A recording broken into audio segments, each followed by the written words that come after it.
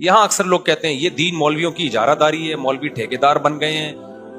بھائی دین میں کسی کی اجارہ داری نہیں ہے، واقعی نہیں ہے. تبھی ہم کہتے ہیں جو بھی آئے گا ہم اس کو پڑھائیں گے، لیکن پڑھے تو صحیح نا.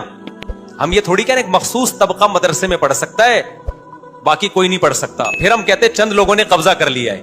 اس کی مثال ایسے جیسے آپ کلینک کھول کے بیٹھ گئے، لوگوں کا علاج آپ نے شروع کر دیا، گورنمنٹ آپ کو اٹھا کے لے گئی، بھائی ڈاکٹر علاج کرے گا. آپ کو علاج پہ ڈاکٹروں کی ٹھیکیداری ہے؟ ڈاکٹر نے ٹھیکیدار کیا؟ تو گورنمنٹ کیا کہے گی؟ نہیں بھائی ڈاکٹر ٹھیکیدار نہیں ہے، میڈیکل کالج میں کوئی بھی داخلہ لے سکتا ہے، آپ چلے جائیں آپ پڑھ لیں.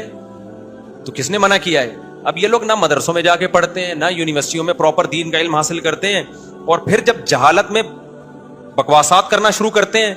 علماء کہتے ہیں بھائی علماء سے پوچھو تو کہتے ہیں دیکھو دین پہ ٹھیکیداری کون کس کی ہے؟